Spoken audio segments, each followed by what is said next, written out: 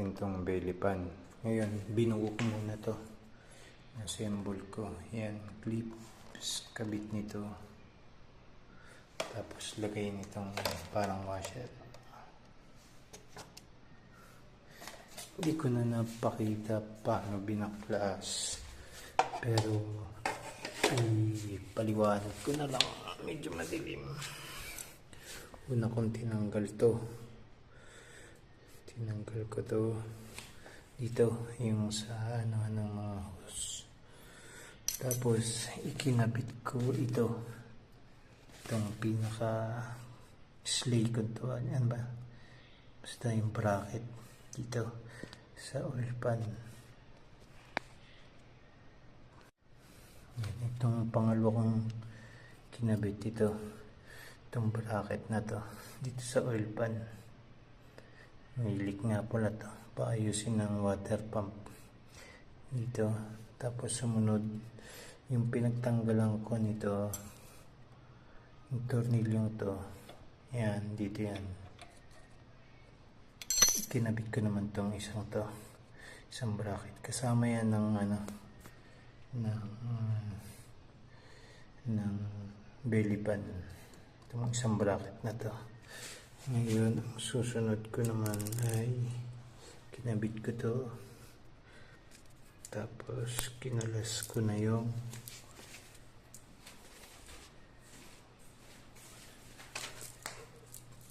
itong dalawang tong bolt na to. Tinanggal ko. Tapos kabit ko to.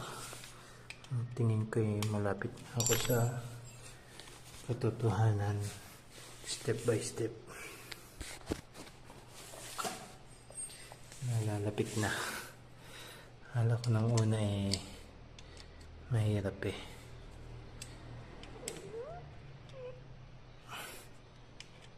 Ganon lang pala kadali. Kasi nabili ko yung belly pan nang walang kasamang manual. So nag-download ako ng manual. Chinik ko parts by parts. Tapos yan, sinusundan ko lang yung instruction. So yun ang una. Tinanggal ko doon ito. Tinanggal ko tong yung holder nito. Pinalta ng isa. Tapos kinabit lang yung isa doon sa may oil pan. Ngayon tingin ko ay kakabit ko na yung belly pan. Wait lang. Yun. So nakabit ko na nga to. Nilagay ko tong rubber. Ngayon kakabit na to dito. Yan. So tornilyo ko muna na. Yan nga po. Nilagay natin yung rubber.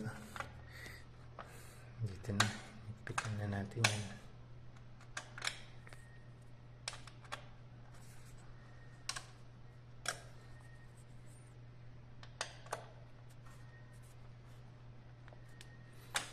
Itong isa ay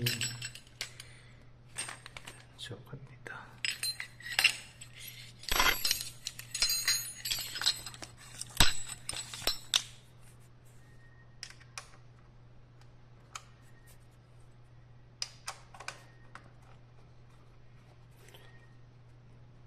I-align ko yung kabila. Malapit na. Meron na lang dalawang lumalabis. So kaya ito. Baka ito dito. Testing sa kabila.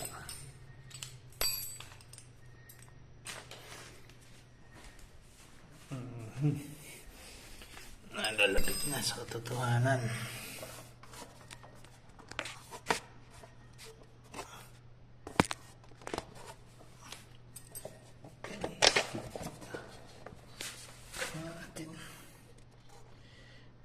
Mukhang mas pito pero hindi. Sa ano kasi ito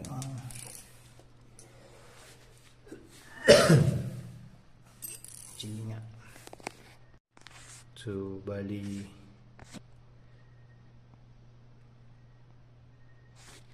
Mali po ang ginamit ko dito. Tanggalin ko dito. Ito ay para dun sa isa. So, ang lalagay po natin dito ay yung itim na allen. Mali po yan. Ito. Yun. Tapos, kakabit natin doon. Ito kasi rubber na may thread sa dulo. May thread po yan. So, kabit natin dyan.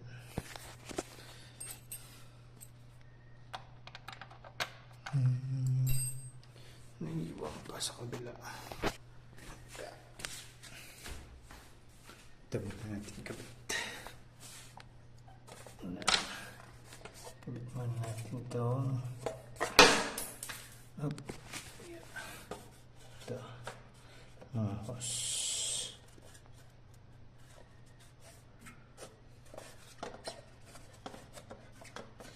Hirap ang video na mag-isa.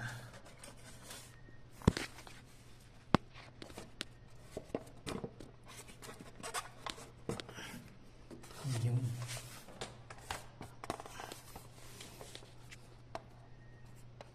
Shoot.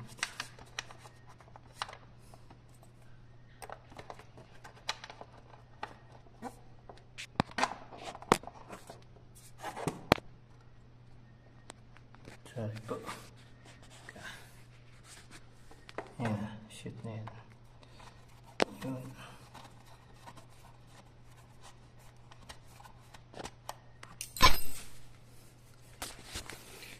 Yun. Ito, i-align ko na lang to.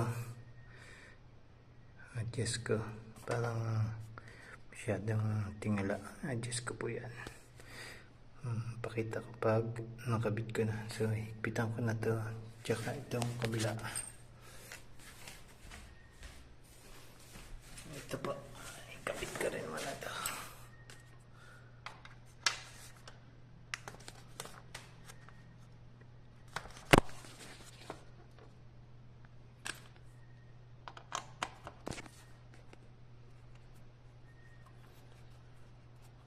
Mukhang pupugi na. 1010, project 1010. So, kanina nga po pala may crash guard to. Kung mapansin nyo, may crash guard yan. So, tinanggal ko muna siya. Pinaltan ko nitong sliders. Bili rin lang po natin online. Kasi, tatamaan ito pag may crash guard. Backlash crash guard. Tapos, install ng belly pan.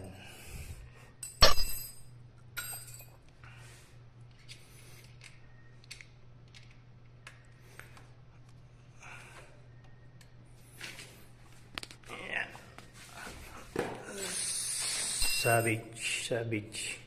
Mamaya i-send ko yung link ng in-orderan ko. Yes, yan.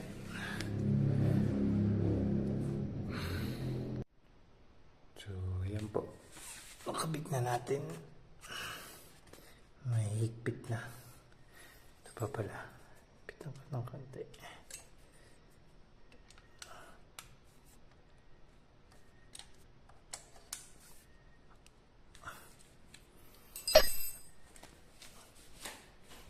Diba? Tintin.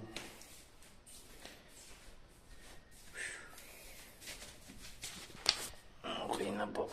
Naigpit na. Ayos. Bili pa na.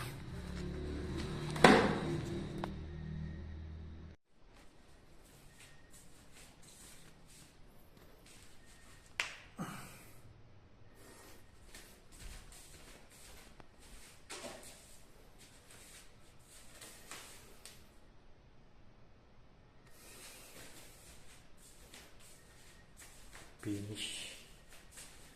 Nakapag-install na naman DIY Gmoto.